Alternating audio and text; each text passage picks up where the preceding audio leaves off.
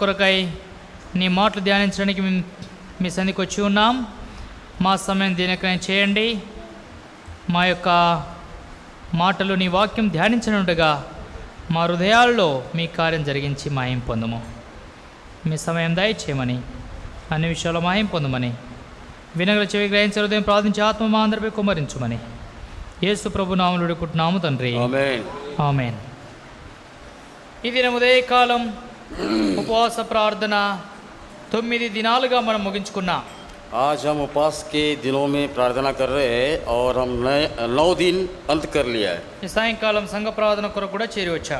आज शाम के समय में हम कोलेसिया प्रार्थना में भी आए. పరిశుద్ధ గ్రంథం వాక్యం నుండి కొన్ని తలంపులు చూసుకొని త్వరలో మనం ప్రార్థనలో ప్రవేశిస్తాం. पवित्र शास्त्र में से हम कुछ वचन देखकर और प्रार्थना में जाएंगे. గమనించండి, హెబ్రీ పత్రిక 4వ అధ్యాయం. देखिए इब्रानियों 4వ అధ్యాయం उसका 4था अध्याय, 2వ వచనాన్ని అందరం కూడా కలిసి చదువుకుంటాం. उसका दूसरा पद सब मिलकर पढ़ेंगे. వారికి ప్రకటింపబడినట్లు మనకును సువార్త ప్రకటింపబడెను గాని వారు వినిన వారితో విశ్వాసం గల వారై కలిసి ఉండలేదు గనక విన్న వాక్యము వారికి నిష్ప్రయోజనమైనదాయను. क्योंकि हम उन्हीं तरह से समाचार सुना गया पर सुने हुए वचन में उन्हें कुछ लाभ न हुआ, क्योंकि सुनने वाले के मन में विश्वास के साथ नहीं बैठा. తర్వాత 12వ వచనం కూడా కలిసి చదువుకుంటా. 12 वचन भी मिलकर पढ़ेंगे. ఎందుకనగా దేవుని వాక్యం సజీవమై బలం గలదై రెండంచుల ఇటువంటి ఖడ్గం కంటెను వాడిగా ఉండి ప్రాణాత్మలను కీలను మూలుగులను విభజించుంత మట్టుకు దూరుచు హృదయం యొక్క తలంపులను ఆలోచనలు శోధించున్నది. और मन की తర్వాత 16వ వచనాన్ని కూడా చదువుకుంటాం. और बाद में हम 16वां पद भी पढ़ेंगे. గనుక మనము కనికరింపబడి हम अनुग्रह के सिंहासन के निकट या बांधकर चले कि हम पर दया हो ధైర్యముతో और वहाँ अनुग्रह पाए కృపాసనం जो యొద్దకు आवश्यकता के समय చేరుదము. हमारी सहायता करे. చదివిన భాగంను దేవుడు మన కొరకు అర్థమయ్యేలాగా చేయునుగాక. पढ़े हुए वचन को परमेश्वर हमको समझने की सहायता करे. చదువుకున్న ఈ భాగాలను మనం ధ్యానించడానికి ప్రయత్నిస్తాం. पढ़े हुए वचन को हम ध्यान करने का यत्न करेंगे. 2వ వచనంలో చూస్తున్నాం, दूसरा पद में देखते हैं, వారికి ప్రకటింపబడినట్లు మనకును సువార్త ప్రకటించబడింది. क्योंकि हमें उन्हीं की तरह सुसमाचार सुनाया गया. సువార్తలో ఏమాత్రం పక్షపాతము లేదు. सुसमाचार में कोई भेदभाव नहीं. ధనవంతులకో తీరు, దరిద్రులకో తీరు, धनवान को अलग और दरिद्र को अलग, ऐसा नहीं. తెల్లవారికో తీరు, నల్లవారికో తీరు, काले वाले को अलग या सफेद वाले को ऐसा नहीं. ఆ ప్రాంతం వాళ్ళకో తీరు, ఈ ప్రాంతం వాళ్ళకో తీరు, उस गांव को अलग और इस गांव को अलग, ऐसा भी नहीं. ఏ భేదం లేదు. कोई भेद नहीं. సువార్త అనేది యూదుడు హెలెనీయుడు ఏ భేదం లేదు.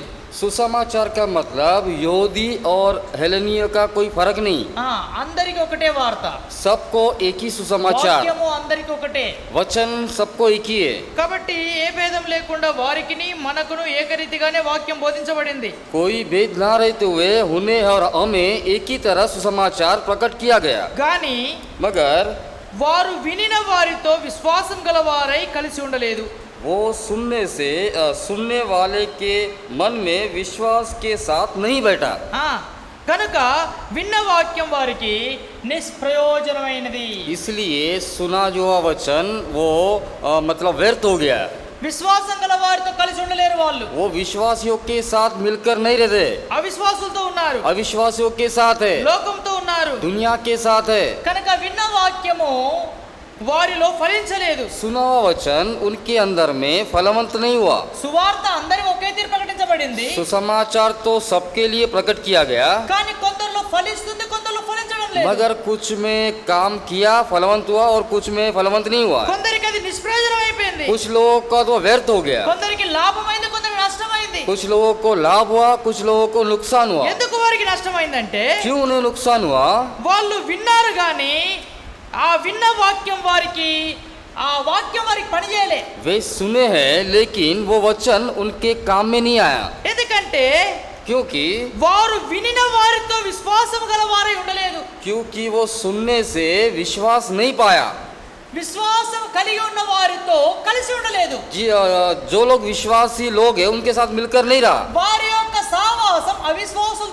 उनका जो संगति है अविश्वासियों के साथ है। ఆ కారణముచే దేవుని వాక్యం వారిలో నిష్ఫలమైపోయింది, उस कारण वो परमेश्वर का वचन व्यर्थ हो गया, నిష్ప్రయోజనమైంది. कोई प्रयोग में भी नहीं आया। నేను బోధించే పౌలు అంటాడు, पौलुस कहता है నేను అందరి ప్రయోజన నిమిత్తం బోధించాను గాని मैं सारे लोगों को फायदा के लिए प्रकट किया, దానికి మీరు నిష్ప్రయోజకులైపోయారు. मगर उसके लिए आप व्यर्थ हो गए।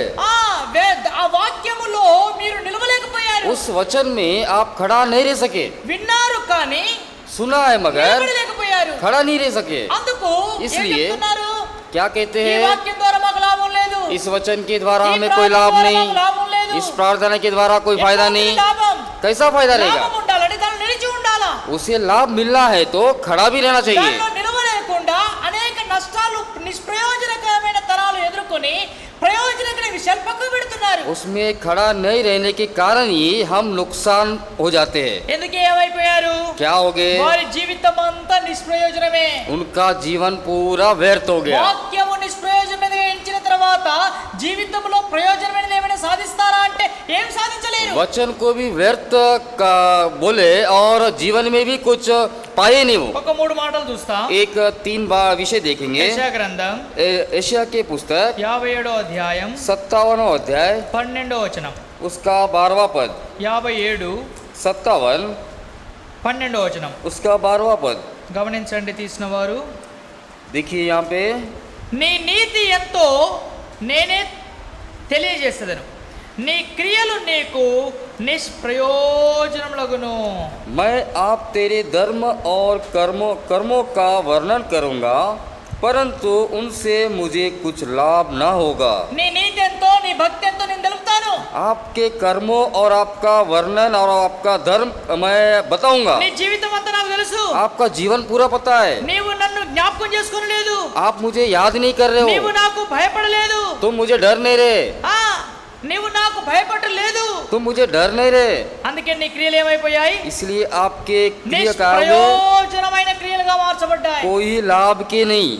ఆ క్రియల ద్వారా ఏమైనా ప్రయోజనమైంది లభిస్తుందా అంటే उस कार्यों के द्वारा कुछ फायदा होगा क्या? ప్రభువును పక్కకు పెట్టి చేసిన క్రియ నిష్ప్రయోజనమే. परमेश्वर को बगल में रख के जो काम करता है वो पूरा व्यर्थ है। దీనికి ఒకవేళ మీకు ఉదాహరణ కావాలంటే अगर इसके लिए उदाहरण चाहिए, శిష్యుడైన పేతురు जो पतरस जो चेला యేసు ప్రభు బోధన పక్కకు పెట్టి प्रभु यीशु मसीह का उपदेश को बगल में रखकर సముద్రంలో వలం తీసుకొని వలేయడానికి పోయాడు. समुद्र में जाल पकड़ने के लिए गया। రాత్రంతా శ్రమ పడ్డాను ప్రభువా, रात भर मैं कष्ट किया हूँ, ఒక చేప కూడా నాకు దొరకలేదు. एक भी मछली पकड़ में नहीं आया। అది నిష్ప్రయోజకమైన పని. ये है व्यर्थ का काम, जो मतलब उपयोग में नहीं। ఎంతో ప్రయాసపడ్డాడు बहुत ही प्रयास किया, కానీ దేని కొరకు?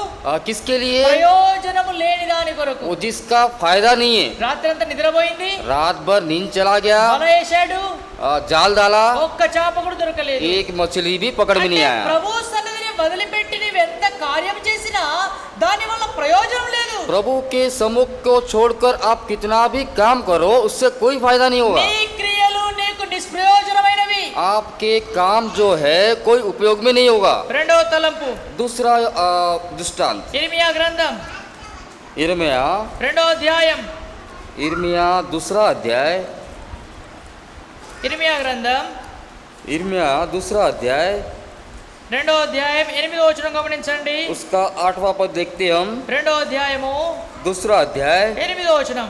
8वां पद, యెహోవా ఎక్కడ ఉన్నాడని యాజకులు అడుగరు, ధర్మశాస్త్రోపదేశకులు నన్ను ఎరుగరు, ఏలికలు నా మీద తిరుగుబాటు చేయుదురు, ప్రవక్తలు బయలుపేరిట ప్రవచనములు చెప్పుదురు, నిష్ప్రయోజనమైన వాటిని అనుసరింతురు. याजकों ने भी नहीं पूछा यहोवा कहाँ है, जो व्यवस्था सिखाते थे वे भी मुझको ना जानते थे। चरवाहों ने भी मुझसे बलवा किया, भविष्यद्वक्ताओं ने बाल देवता के नाम से भविष्यवाणी को और निष्कल बातों के पीछे चले। దేవుని యొద్దకు వచ్చి ఏమాత్రం అడగలేదు, परमेश्वर के पास आकर पूछा नहीं हूँ, దేవుని వాక్యాన్ని తెలుసుకోలేదు, परमेश्वर के वचन को भी नहीं जाना। తిరుగుబాటు చేస్తా వచ్చారు. वो उनका मतलब विरुद्ध करते हुए आए। ప్రవక్తలేమో బయలుపేరిట ప్రవచిస్తున్నారు, यहाँ पे भविष्य वक्ताओं ने तो बाल देवताओं का नाम से बातें कर रहे। ప్రయోజనమైన వాటిని వదిలిపెట్టి నిష్ప్రయోజనమైన మార్గాలను అనుసరిస్తున్నారు. जो उपयोग में जो आने वाला मार्ग को छोड़कर और व्यर्थ मार्ग पर चले हो। అందుకే ప్రభు అన్నాడు, మనుషుడా इसलिए प्रभु ने कहा, ये मनुष्य, ఏది యోగ్యమైందో ఏది న్యాయమైందో దాన్ని తెలుసుకుని దాంట్లో నడువు. जो योग्य है और जो न्याय है उसे जानकर उसी में चलो। కానీ మనుషుడు ఏం చేశాడు? मगर मनुष्य ने क्या किया? తనకు ఏమైనది ఏర్పాటు చేసుకొని अपने खुद के योजनाओं को बनाकर, అపవిత్రమైనది చూసుకొని अपवित्र देखकर నిష్ప్రయోజనమైన వాటిని అనుసరిస్తా వచ్చాడు. वो व्यर्थ के कामों के अनुसार चलती आया। నిష్ప్రయోజనమైనది जो बगैर काम का है, అంటే నిష్ప్రయోజనమైనది ఏంటిది? यानी कि बगैर काम का मतलब 11వ వచనం 11 पद में, అదే ఇర్మియా 2:11. इर्मिया 2 अध्याय 11 దైవత్వము पद। లేని తమ దేవతలకు ఏ జనమైన ఎక్కడైనా మార్చుకునినా ఆయనను నా ప్రజలు ప్రయోజనం లేని దాని కొరకై తన మహిమను మార్చుకొనిరి. परंतु मेरी प्रजा ने अपनी महिमा को निकम्मी वस्तु से बदल दिया। ये आकाश चकित हो, बहुत ही दरदरा और सुनसान हो जा, यहोवा को यह वाणी है। ఏం చేశారట? क्या किए? ఎవరు? कौन? నా ప్రజలు. मेरी प्रजा, ఎవరో బయటోరు కాదు, कोई बाहर वाली नहीं, నా ప్రజలు, मेरी प्रजा, నా పేరు పెట్టబడిన వారు, जो मेरे नाम నా से, రక్తంచే కొనబడిన వారు, मेरे लहू से मूल्य अमूल्य हुआ, రక్షించబడినవని చెప్తున్నవారు, उद्धार पाया हुआ लोग, విశ్వాసులని చెప్తున్నవారు विश्वासी है करके कहते ఏం हैं। చేస్తున్నారు? क्या कर रहे? వాళ్ళు वो लोग ఆ యొక్క ప్రయోజనము లేని దాని కొరకు తన మహిమను మార్చుకొనుచున్నారు. जो बिगर काम के अपनी महिमा को निकम्मी वस्तु से बदल दिया। నిష్ప్రయోజనమైన దాని కొరకు సమయాన్ని కేటాయిస్తున్నారు. वो निकम्मे समय के लिए अपना समय दे रहे, ప్రయోజనమైన వాక్యాన్ని పక్కన పెడుతున్నారు. जो उपयोग में आने वाला वचन को बगल में रख रहे, ప్రయోజనమైన మందిరమును పక్కన పెడుతున్నారు. जो काम में आने वाला भवन को भी बगल में रख रहे, ప్రయోజనకరమైన పరిశుద్ధ గ్రంథాన్ని ధ్యానించడం పక్కన जो పెడుతున్నారు. काम में आने वाला पवित्र शास्त्र को भी बगल में रख रहे, నిష్ప్రయోజకమైన వ్యర్థమైన వాటిని అనుసరిస్తున్నారు. निकम्मे और व्यर्थ के कामों के अनुसार चल रहे। ఏంటిది నిష్ప్రయోగమైంది? ये कौन क्या है निकम्मा काम? ఈ దినాల్లో నిష్ప్రయోగమైన ఎన్నెన్నో ఉన్నాయి ఇంట్లో. निकम्मे काम बहुत सारे हैं। మన సమయాన్ని వ్యర్థం చేసేటివి, हमारे समय को व्यर्थ करने वाला, మన సమయాన్ని వ్యర్థం చేసేటి నిష్ప్రయోజకమైన వస్తువులు ఎన్నో ఇంట్లో ఉన్నాయి. हमारे समय को व्यर्थ करने वाले निष्प्रयोग के वस्तु बहुत सारे हैं। ఉదాహరణకు అవి టీవీలు కావచ్చు, हो सकता है उदाहरण के लिए टीवी, అవి కంప్యూటర్లు కావచ్చు, ये कंप्यूटर, లేక ఈ మొబైల్ ये हो కావచ్చు. सकता मोबाइल, మన చేతిలో అవి వాడుతూ हमारे हाथों में उसका उपयोग करते हुए వ్యర్థమైన సమయమంతా వ్యర్థంగా దానిలో గడుపుతున్నారు. हम उसी में अपना सारा समय बिता रहे। రాత్రి లేదు, कोई रात नहीं, పగలు లేదు, दिन नहीं, దినము లేదు, दिन भी नहीं, నెల లేదు, कोई महीना नहीं, సమయం లేదు, समय भी नहीं, బడి ఉన్నది గుర్తు లేదు, स्कूल है उसका भी ध्यान नहीं, గుడి ఉన్నది గుర్తు లేదు. भवन का भी ध्यान नहीं। కొంతమంది ఏం చెప్తారో తెలుసా? कुछ लोग क्या कहते हैं, అన్నయ్యాల ఏం వారమో మాకు తెలియకుండా అవుతుంది. अरे भैया जी आज कौन सा दिन है हमको पता ही नहीं, ఇవాళ ఏం దినమన్నా? आज कौन सा वार ఇవాళ है, ఎంత తారీఖు? आज की तारीख क्या है, ఎందుకు? क्यों? లేచినా మొబైలే చేతిలో ఉంటుంది, उठने से भी मोबाइल हाथों में रहता, పడుకున్నా మొబైలే ఉంటుంది, सोने से भी हाथों में मोबाइल रहता, ఇక బయటికి వెళ్ళడమే లేదు. बाहर जाना ही नहीं। తర్వాత ఆదివారం ఒకవేళ మందిరం ఉంటే ఆదివారం అని గుర్తొచ్చు, संडे अगर चर्च में तो संडे का याद आएगा, ఒక్కరోజు వారానికి ఆదివారం పోయిస్తే మిగతా రోజు ఇవాళ సోమవారం మంగళవారం అని తెలిసేది. अगर एक दिन अगर संडे गए तो बाकी दिन का भी हमें पता लग जाएगा, ఆదివారం కూడా లేదు. वो संडे भी नहीं। అందుకు इसीलिए ఓ సహోదరుడు నాకు ఫోన్ చేశాడు, एक भाई ने मुझे फोन किया, ఆరాధన లేకపోతే దినాలు కూడా గుర్తు లేవు. भाई साहब आराधना नहीं है तो हमें दिन भी याद नहीं है। దినాలు గుర్తు రావాలంటే ఆరాధన రాబడుతుంది. अगर दिन याद करना है तो आराधना में आना जरूरी है। ఎందుకు రావాలంటే ఆరాధనకు क्यों आना? దినాలు గుర్తుపడతాను, क्योंकि दिन को पहचानने के लिए, ఆరాధించడానికి కాదు. आराधना के लिए नहीं, ఏడవాలనా నవ్వాలనా? या रोना या हंसना। ప్రియులారా, प्रियो, దినాలు గుర్తుపడటానికి మందిరానికి రావాలా? दिन को पहचानने के लिए मंदिर में आना, నిజమైన భక్తి ఆరాధించడానికి కాదట. ये सही भक्ति नहीं है। అందుకే इसलिए నా జనులు मेरी प्रजा నిష్ప్రయోజకమైన క్రియలు చేస్తున్నారు. निकम्मे के प्रयोग कर रहे। నా జనులు मेरी प्रजा నిష్ప్రయోజకమైన దాన్ని అనుసరిస్తున్నారు. निकम्मे के वस्तुओं के अनुसार चल रहे। తర్వాత बाद में ఇర్మియా గ్రంథం इर्मिया 7వ అధ్యాయం 7वां अध्याय, గమనించండి 8వ వచనం. देखिए यहाँ पे उसका 8वां पद। ఇర్మియా 7వ అధ్యాయం 8వ వచనం. इर्मिया 7वां अध्याय उसका 8वां पद। ఇదిగో అబద్ధపు మాటలను మీరు నమ్ముకొనుచున్నారు, అవి మీకు నిష్ప్రయోజనములు. देखो तुम झूठी बातों पर भरोसा रखते हो जिनसे कुछ लाभ नहीं हो सकता। మనుషులు దేని నమ్ముతున్నారండి? मनुष्य किस पे भरोसा रखते हैं? అబద్ధపు మాటలు నమ్ముతున్నారు. झूठी बातों पे, నిజమైన వాటిని నమ్మరు, सही बातों पे नहीं, యథార్థవంతులు నమ్మరు, सीधे वालों को नहीं मानते, సత్యమైన వాటిని నమ్మరు, सत्य पे भरोसा नहीं करते, అబద్ధమైన వాటిని, झूठे बातों पे, మోసమైన వాటిని, जो धोखा देने वाले, చెడిపోయే వాటిని, जो व्यर्थ होने वाले, పనికిరాని వాటిని, जो बगैर काम पे ఆ నీకు నెమ్మది ఇయ్యని వాటిని आपको कोई तसल्ली नहीं मिलेगा, వాటిని నమ్ముతారు. वो उन पर भरोसा रखते, అబద్ధములైన వాటిని నమ్ముతారట. झूठे वस्तुओं पर भरोसा रखते, అబద్ధపు మాటలను మీరు నమ్ముచున్నారు, झूठे बातों पर भरोसा रखते, అవి మీకు నిష్ప్రయోజనములు. वो इनसे आपको कोई लाभ नहीं होगा. అందుకే इसलिए గొర్రె అట भेड़ ఎవరి నమ్ముద్దట? किस पर भरोसा रखता? సాదెటోని నమ్మదట. जो उसे पालता है उस पर भरोसा नहीं रखता, అంటే తనను మేపే కాపరిని నమ్మదట. जो चरवा है उस पर भी भरोसा नहीं रखता हो, కోయడానికి తీసుకుపోయి కట్టుకొని నమ్ముద్దట. जो काटने वाला है खटीक पर भरोसा रखता हो. ఎందుకండి నమ్మకం? क्यों भरोसा? పట్టుకుంటుండు, पकड़ रहा, మంచిగుందా మాంసం ఉందా లేదా చూస్తుండు. अच्छा उससे फर्क रहा, అట్లా చూసేసరికి దానికి ఏమనిపిస్తుంది? ऐसा देखने से उसे क्या लगता? ఇన్ని రోజులు నడిపించుడు నా నాయకుడు, इतना दिन मुझे चलाया, ఎప్పుడైనా చూసిండా? कभी देखा क्या? ఎప్పుడైనా నన్ను పట్టుకున్నాడా? कभी मुझे पकड़ा है क्या? ఈ కాపు ఈయన ఎంత మంచిగున్నాడు, देखिए कितना अच्छा है. వాడు ఎందుకు పట్టుకుంటుండు నీకు అర్థం वो కాకపోయే. क्यों पकड़ रहा आप तो समझ में नहीं आया. పట్టుకొని మాంసం ఎంత ఉందో చూస్తుండు, पकड़कर मांस कितना ఎన్ని है, కిలోలు వెళ్తది, कितना किलो ఎన్ని निकलेगा, డబ్బులు పెట్టొచ్చు దీనికి, कितना पैसा लगा सकते దాని हैं, కొరకు పట్టుకుంటున్నాడు, उसके సంగతి लिए అర్థం पकड़ అవడం रहा లేదు. है. ఎందుకు నేను లోకం ప్రేమిస్తుంది, क्यों आपको दुनिया प्रेम कर रहा, ఎందుకు లోకం నీ యొద్దకు వస్తుంది? क्यों दुनिया आपके पास आ रहा. అందుకే అంటాడు ఎక్కడ బెల్లం ఉంటుందో అక్కడ ఈగలు వస్తాయి. इसलिए कहावत है जहाँ पे गुड़ है वहाँ पे मक्खियाँ आते हैं. ఆ బెల్లం లేకపోతే ఈగలు రావు, अगर गुड़ नहीं है तो मक्खियाँ भी नहीं బెల్లం आएगी. అయిపోయిన తర్వాత వస్తాయా? गुड़ खत्म होने के बाद आएंगे. కాబట్టి నీ దగ్గర సౌందర్యం ఉన్నంత మట్టుకు, इसलिए आपके पास जो सुंदरता है तब तक నీ ही, దగ్గర బలం ఉన్నంత మట్టుకు, आपके पास जब तक ताकत నీ है, దగ్గర ధనం ఉన్నంత आपके पास మట్టుకు जब तक धन है, లోకం నిన్ను ప్రేమిస్తది. दुनिया ही प्रेम ఆ करेगा. తర్వాత లోకం నిన్ను వదిలిపెడుతుంది. उसके बाद दुनिया छोड़ देगा. లోకము అబద్ధపు లోకము. ये दुनिया है झूठी दुनिया. నువ్వు ఎవరినైతే నమ్ముకుంటున్నావో వారంతా నిష్ప్రయోజకమైన వారు. आप जिस पर भरोसा कर रहे हैं उनसे आपको कोई फायदा नहीं. సమయానికి నీకు వారు ఏ ప్రయోజనం కూడా రారు. वो समय के हिसाब से आपको कोई फायदा भी नहीं आएगा. అందుకై इसीलिए ఎవరైతే దేవుని వాక్యాన్ని నిష్ప్రయోజకమైనదిగా ఎంచుతారో, जो कोई भी वचन को झूठा समझते, వాక్యం విని वचन सुनकर వాక్యాన్ని పక్కకు పెట్టి वचन को बगल में ఇది रखकर మాకేం లాభకరమైనది కాదు, इससे हमें कोई फायदा नहीं, ఇది మాకు నిష్ప్రయోజకమైనది, ये तो हमें कोई फायदा भी नहीं, ఇది మాకు వ్యర్థమైంది, ये व्यर्थ है, ఇది మాకు పనికిరానిది ये बगैर काम का है, అని ఎవరైతే అంటారో जो कोई बोलता है వారు वे लोग ఆ నిష్ప్రయోజకమైన దాన్ని బట్టి वो बगैर काम वालों को पकड़कर వారు లాభం క్షేమం పొందలేరు. उससे कोई लाभ नहीं पाते. కనుక ఇక్కడ మూడు విషయాలు చూస్తున్నా. यहाँ पे हम 3 विषय देखते हैं. వాక్యము విని వాక్యం విన్నవారితో కలిసి ఉండని వారు నిష్ప్రయోజకమైన వారు. वचन सुनकर और उनके साथ मिलकर नहीं रहते तो उनके लिए कोई लाभ नहीं होगा. వాక్యం వారికి నిష్ప్రయోజనమైనది అయిపోయిందట. वचन उनके लिए कोई लाभदायक नहीं है. వాళ్ళు నిష్ప్రయోజకులై वो बगैर काम के होके ఏమంటారు? क्या कहते हैं? వాక్యం మాకు నిష్ప్రయోజనమైంది. वचन हमारे लिए कोई लाभ नहीं है.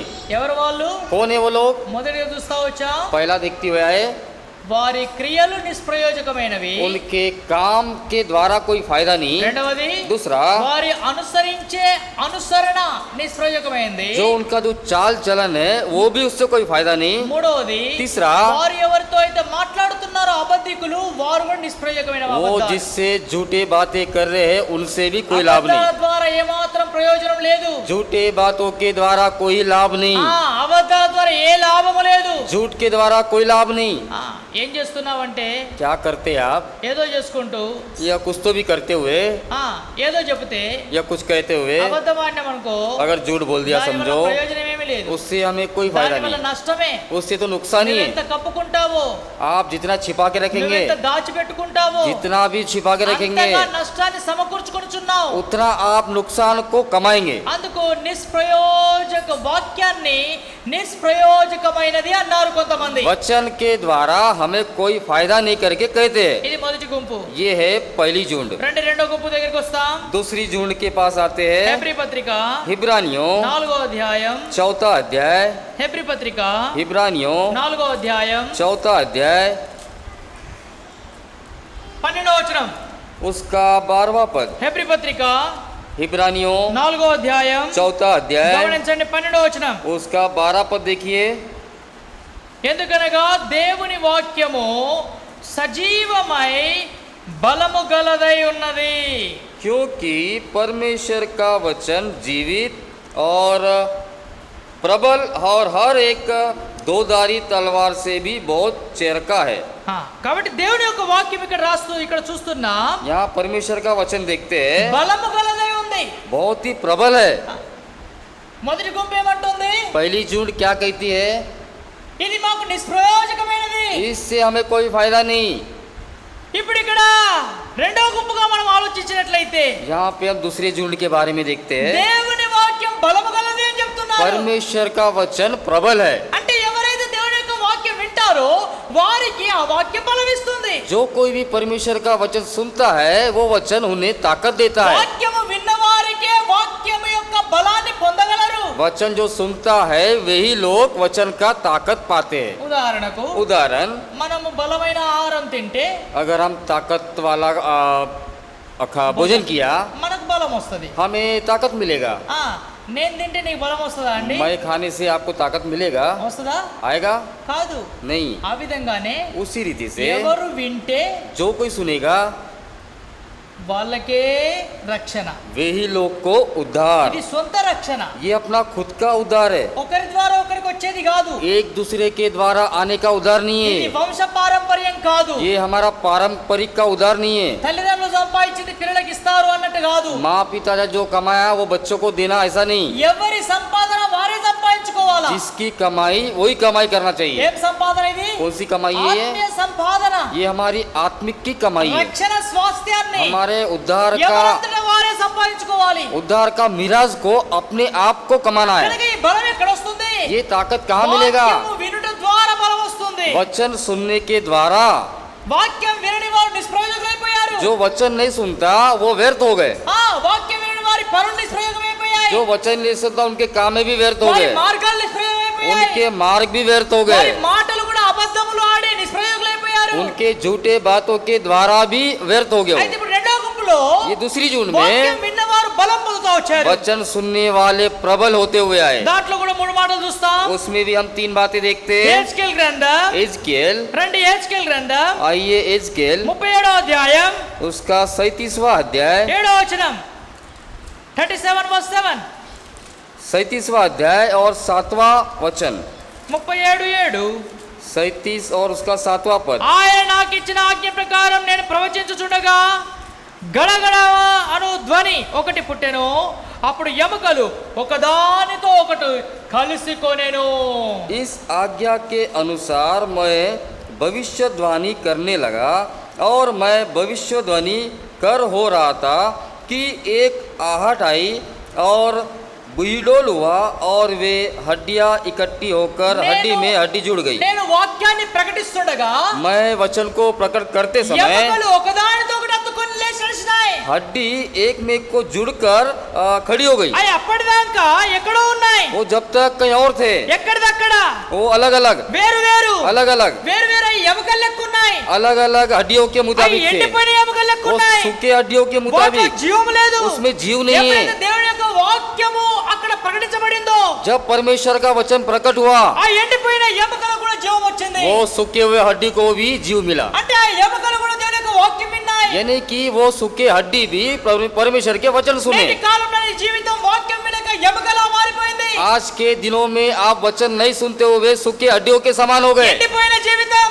सूखे वाली जीवन, ఏమాత్రం పచ్చనితనం లేదు, कोई भी हरापन नहीं है, ఏమాత్రము సౌందర్యం లేదు, कोई सुंदरता नहीं, పూర్తిగా నీరు లేక ఎండిపోతా వచ్చావు. पूरा बगैर जल के सूखते हुए आया। వాక్యమైన నీరును నువ్వు తాగడం లేదు. वचन के जल को आप पी नहीं रहे, లోకానుసారంగా నీళ్ళు తాగుతున్నావు. दुनिया के हिसाब से पानी पी रहे, నీళ్ళే కాదు పాలు కూడా తాగుతున్నావు. पानी ने दूध भी पी रहे, పాలే కాదు మంచి మంచి భోజనం కూడా చేస్తున్నావు. दूध ही ने अच्छा अच्छा पौष्टिक కానీ भोजन कर रहे, వాక్యముగా मगर కనీసం వాక్యమైన నీరు కూడా తాగడానికి ఇష్టపడడం లేదు. वचन के हिसाब से आप वचन का जल भी नहीं पी सक रहे, వాక్యమైన పాలు కూడా అపేక్షించడం లేదు. वचन का दूध भी नहीं पी रहे, బలమైన ఆహారం కూడా తినడం లేదు. हम ताकत का पौष्टिक आहार भी नहीं खा అందుకే रहे। నీవు ఇంకా శిశుడుగా ఉన్నావు కానీ ఆత్మిక ఎదగలేకపోతున్నావు. इसीलिए आप चेला ही है मगर आत्मिक में फलवंत नहीं. వాక్యం వింటే బలం పొందుతావు. वचन सुनने से आप प्रबल होंगे. ఆ లోయలో ఉన్న ఎముకలకు ఏజ్కేలు బోధిస్తున్నప్పుడు అవి లేచి నిలబడ్డాయట. वो जो गड्ढे में जो हड्डियां थे जब एजकल जब प्रकट कर रहा था तो हड्डियां उठने लगे. శవము शव చనిపోయి ఉన్నాయి,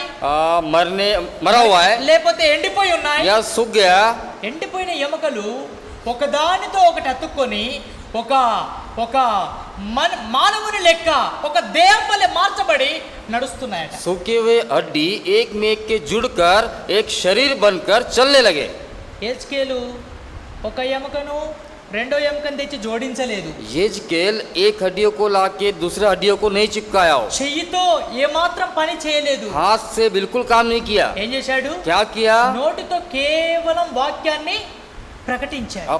केवल अपने मुंह से वचन को प्रकट किया. వాక్యం ప్రకటించగా అక్కడ ఏం కలిగింది? वचन प्रकट करने से वहाँ क्या हो गया? జీవం కలిగింది. जीव मिला, అంటే जीवन मिला. వాక్యం వింటే జీవం దొరుకుద్ది. वचन सुनने से जीवन मिलेगा. వాక్యం వినకపోతే నిష్ప్రయోజనమే. अगर वचन नहीं सुनेगा तो कोई लाभ नहीं होगा. వాక్యం వినకపోతే మరణమే. अगर वचन नहीं सुनेगा तो मृत्यु. వాక్యం వినకపోతే ఏమాత్రం ప్రయోజనం లేదు. वचन नहीं सुनेगा तो कोई भी फायदा नहीं కానీ होगा. మొదటి భాగంలో చూస్తున్నా हम पहले भाग में देखते ఎవరైతే వాక్యం విన్నారో ఇది బలమైన వాక్యం అని నమ్మినారో जो कोई वचन सुना और ये मतलब प्रबल वाला वचन करा, ఆ బలమైన వాక్యం ద్వారా శ్రేష్టమైన యేసుక్రీస్తు వారి యొక్క జీవాన్ని పొందుకుంటూ వచ్చారు. प्रबल वचन के द्वारा वो परमेश्वर को पाते हुए आए.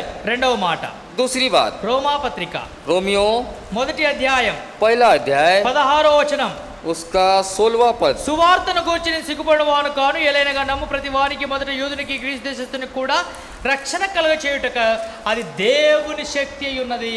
क्योंकि मैं सुसमाचार से नहीं लाजता, इसलिए कि वह हर एक विश्वास करने वाले के लिए पहले तो यहूदों फिर यूनानी के लिए उद्धार के निमित्त परमेश्वर की सामर्थ्य है. రక్షణ కలుగ చేయుటకు దేవుని శక్తి అది. उद्धार मिलने के लिए परमेश्वर का सामर्थ्य है. అంటే वो వాక్యం వినడం ద్వారా ఏం దొరుకుతుందండి? वचन सुनने के द्वारा क्या मिलेगा? రక్షణకు హేతువు అది.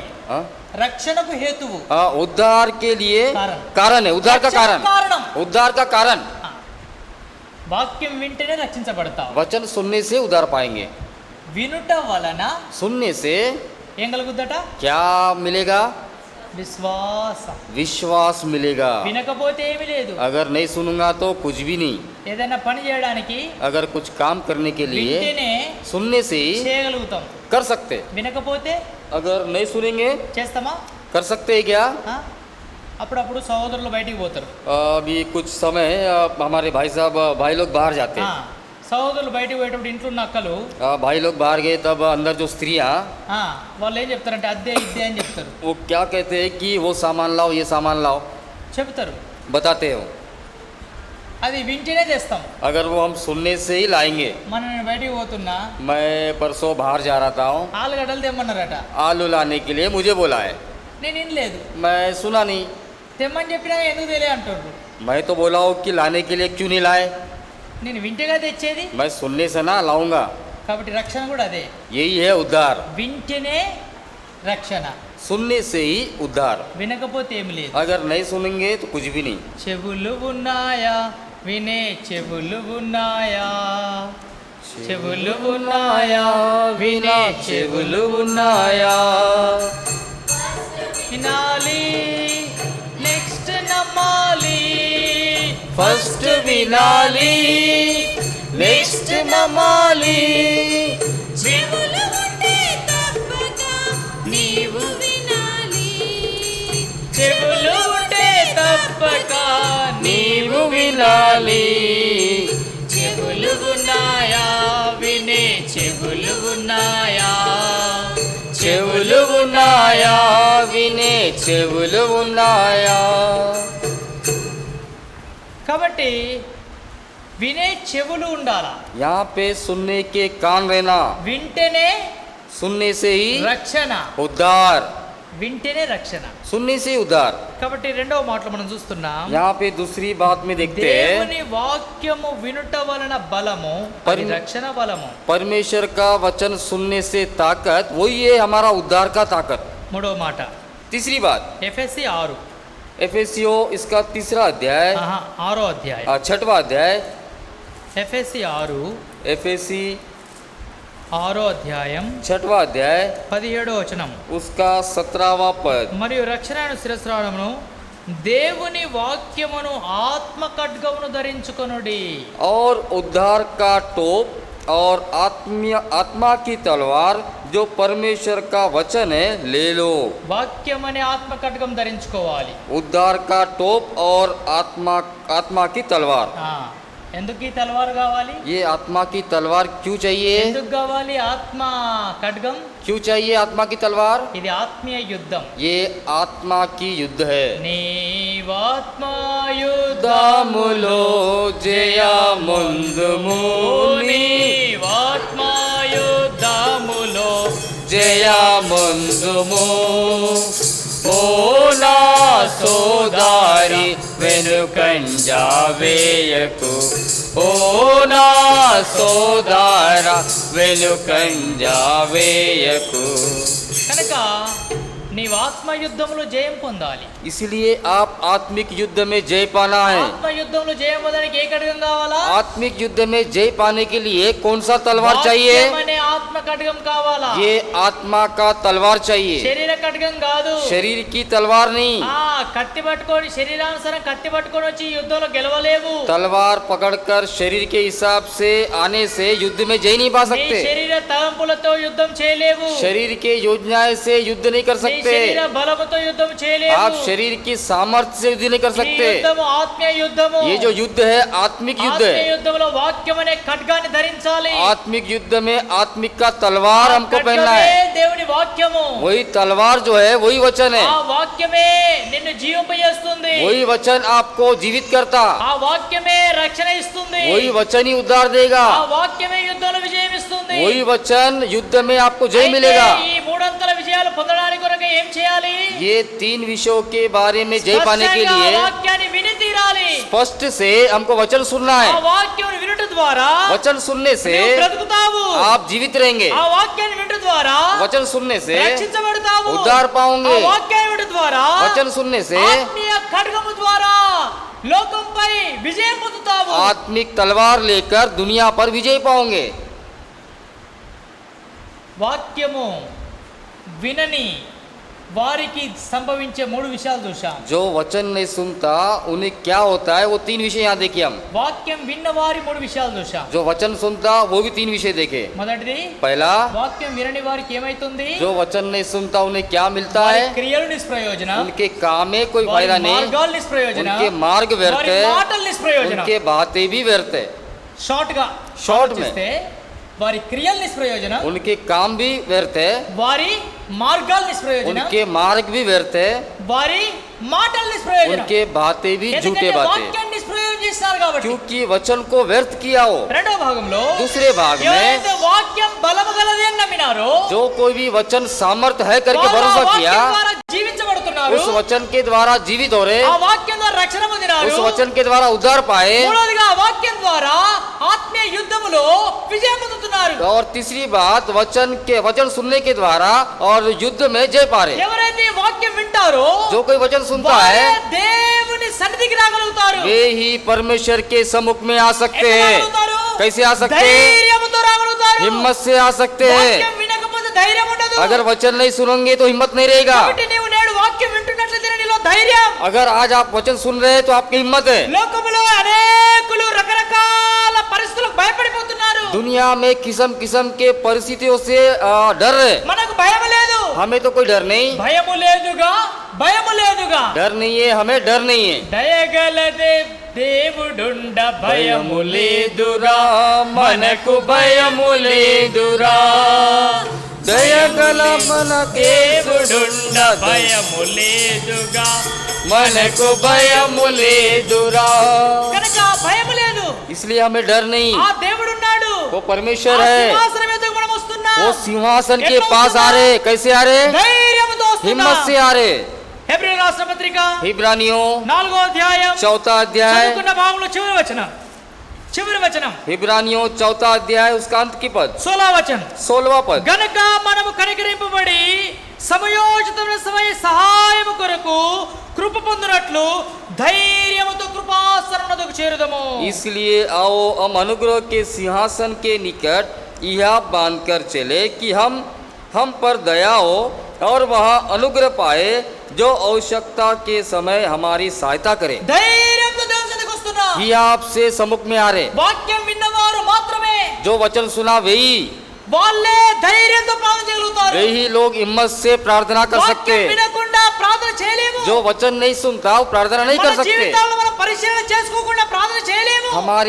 हमारे जीवन को जांचना है, అందుకు మొదటిగా వాక్యం వినాలి, తర్వాత ప్రార్థన చేయాలి। इसीलिए पहला वचन सुनना, बाद में प्रार्थना करना। వాక్యం వినుట, ప్రార్థన చేయుట ఇది ఎంతో అవసరమైన విషయం। वचन सुनना और प्रार्थना करना हमारे लिए बहुत जरूरी है। కనుక ఆ విధంగా మనము ఈ దినము విన్న వాక్య ధ్యానం ప్రకారం इसलिए हम आज जो सुना उस वचन के द्वारा మనము ఆ వాక్యం నిష్ప్రయోజకమైనది అనుకుంటున్నామా, हम उस वचन को व्यर्थ समझ रहे, లేక ఆ వాక్యం ద్వారా మనం ఏదైనా లాభాన్ని పొందుతున్నామా, या हम उस वचन के द्वारा कोई फायदा ले रहे। వాక్యాన్ని నష్టముగా ఎంచుతున్నామా, अपने वचन को हम व्यर्थ समझ रहे, లేక వాక్యము నిమిత్తమై ఇతర విషయాలు నష్టంగా ఎంచి ఆ లాభాన్ని అపేక్షిస్తున్నామా। वचन के निमित्त हम नष्ट पाकर और फायदा हो रहा गया।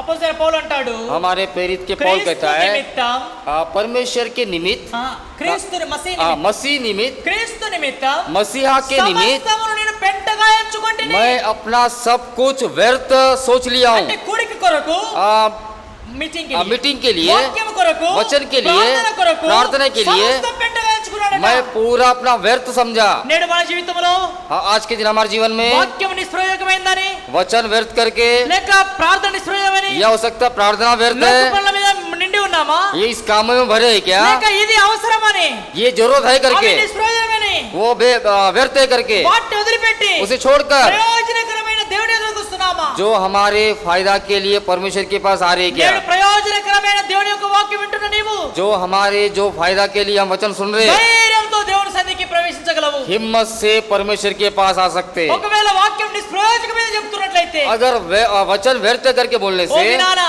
एक दिन దేవుని సన్నిధికి ప్రవేశించడానికి నీ ధైర్యం సరిపోదు। परमेश्वर के सम्मुख में आने के लिए हिम्मत नहीं होगा। అందుకే యేసు అన్నాడు, इसीलिए परमेश्वर ने कहा, నన్ను మనుషులు ఎదుట ఎంతమంది ఒప్పుకుంటారో వారిని నేను పరలోకంలో దూతల ఎదుట ఒప్పుకుంటాను। जो कोई मुझे परमेश्वर के सामने कबूल करेगा वे सभी मनुष्य के सामने कबूल करेगा, वे सारे लोगों को मैं दूतों के सामने कबूल करूंगा।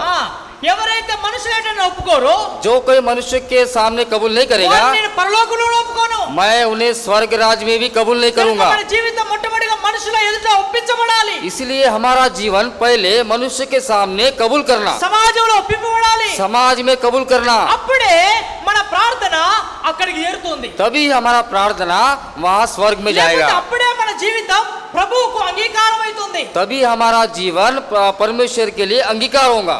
మనుషుల ఎదుటను దేవుని ఎదుటను సరైన వారిగా మనము సిద్ధపరచబడాలి। परमेश्वर के सामने और मनुष्य के सामने हम सीधे मन से तैयार होना। ఎట్లా సిద్ధపడగలమంటే हम कैसे तैयार होना, వాక్య లేఖనాలు పరిశీలించడం ద్వారానే సిద్ధపడగలం। हम वचन के अनुसार चलने से ही हम सीधे रहेंगे। అందుకే కీర్తనలో ఒక మాట రాయబడి ఉంది, यहाँ पे भजन संहिता में एक लिखा है, యవనుడు దేని చేత వాని నడతను శుద్ధీకరించుకొనును। जवान वो किसके द्वारा अपने चाल चलन को ठीक करेगा। దాని జవాబు ఏంది? उसका जवाब क्या है? వాక్యము ద్వారానే కదా। उसका उत्तर तो सिर्फ केवल वचन के ही द्वारा। వాక్యం లేకుండా యవనస్తుడు దేని ద్వారా కూడా శుద్ధి పొందలేడు। बिना वचन के द्वारा जवान वो शुद्ध नहीं हो सकता, ఎందుకంటే क्योंकि వాక్యం తప్ప శుద్ధి గలది లోకంలో ఇంకోటి ఏది లేదు। वचन के बिना कोई दुनिया में है ही नहीं। నా వాక్యం నిర్మలమైనది అంటాడు। मेरा वचन निर्मल है, నా వాక్యము ఎంతో శ్రేష్టమైంది। मेरा वचन श्रेष्ठ है। ఆ శ్రేష్టమైన వాక్యాన్ని అపేక్షించాలి। वो श्रेष्ठ वचन को आपको अंगीकार ఆ करना है, వాక్యాన్ని వినాలి। उस वचन को ఆ सुनना, వాక్యం ద్వారా సరిచేయబడాలి। उस वचन के द्वारा ठीक ठाक करना, చెవులు ఇవ్వాలి। उस वचन के लिए कान देना, నిష్ప్రయోజకమైన వాటి పక్కకు పెట్టి व्यर्थ के कामों को अलग करना, ప్రయోజనమైన వాటి కొరకు ప్రయాసపడు. जो हमारे लाभदायक है उसके लिए प्रयास करना, దాని ద్వారా उसके द्वारा నీవు తండ్రి యొద్దకు ధైర్యంతో రాగలవు. पिता के सामने हिम्मत से आ सकते ఒకవేళ हैं। నిష్ప్రయోజనమైన చేస్తున్నాం అనుకో, अगर हम व्यर्थ काम कर रहे हैं, తండ్రి ఎదుటకు ధైర్యం సరిపోదు రావడానికి. परमेश्वर के सामने हम आ नहीं सकते हिम्मत ఉదాహరణకు से। చూడండి, उदाहरण देखिए, ఏదైనా పిల్లలు తప్పు చేసిండ్రు అనుకోండి, अगर हमारे बच्चे अगर कोई गलती करते हैं, తల్లిదండ్రుల ముందుకు వస్తారా అండి? माँ पिता के सामने आते हैं, వస్తారా? आएंगे, సాట్ సాట్ తిరుగుతారు. वो अलग अलग घूमेंगे, छुपते ఎక్కడెక్కడో हुए తిరుగుతారు. छिपते हुए घूमेंगे। ఎందుకు? क्यों? వేస్తారు. ఇలా క్లాస్ ఉందిగా. आज हमको तो मारेंगे। మా మమ్మీ పాప ఏం చేస్తారు? हमारे माँ पिताजी क्या करेंगे? అమ్మన్న కొడుద్ది, हो सकता मम्मी मारेंगी అమ్మ వదిలి పెడితే నాన్న కొడతాడు. या फिर हमारे पापा मारेंगे। తప్పనేది తప్పయి. ये तो बिल्कुल नहीं बचेगा। తప్పుతాయా? बचेगा, భయపడతారు. डरेगा वो। మనము కూడా हम भी తండ్రి వద్దకు వచ్చే ముందు परमेश्वर के सामने आने के ఒకవేళ पहले నిష్ప్రయోజనమైనవి हो చేసినట్లయితే सकता हम व्यर्थ काम किए होंगे, తండ్రి వద్దకు రావడానికి ధైర్యం సరిపోదు. हम पिता के सामने आने के लिए हमसे हिम्मत नहीं అదే होगा। ప్రయోజనకరమైన కార్యాలు చేస్తే अगर हम लाभदायक काम करेंगे, ధైర్యంతో వస్తాం. हिम्मत से आएंगे। తండ్రి నేను నీ వద్దకు వచ్చాను. ए पिता मैं आपके पास అబ్బా, आया हूँ, నేను మొరపెడుతున్నాను. मैं अब्बा ए पिता करके मैं आपका स्वीकार करूंगा। ఎంత ధైర్యంగా ప్రార్థన చేయగలుగుతాం కదా. कितना हिम्मत से हम प्रार्थना कर सकते అట్టి हैं ना। ధైర్యంతో కృపాసనం యొద్దకు చేరాలని ప్రభు కోరుతున్నాడు. ऐसा धैर्य से हम अनुग्रह के पास आना करके परमेश्वर चाहता है। అలాంటి ధైర్యం పొంది ऐसा हियाब ఆ पाकर విధంగా మన రాజు యొద్దకు మహారాజు యొద్దకు వచ్చి మన విన్నపములు ఆయన యొద్ద పెడదాం. हमारे राजा के पास आकर हमारी विनती उनके पास रखेंगे, అప్పుడు ఆయన తప్పక మనకు జవాబిస్తాడు. तब हमें जरूर उत्तर मिलेगा। ఆ విధంగా మనం ప్రార్థనను उस ప్రవేశిస్తాం. रीति से हम प्रार्थना में प्रवेश करेंगे। రండి ప్రార్థన చేస్తాం. आइए हम प्रार्थना करेंगे। గత వారములో అంతట్లో కూడా జరిగించిన పరిచర్య ఫలించుటకు ప్రార్థిస్తాం. యథావిధిగా ప్రార్థిస్తున్న ప్రకారం ప్రభుత్వమైతే రేపు ఉదయ కాలం 9 గంటలకు కూడా మరలా మనం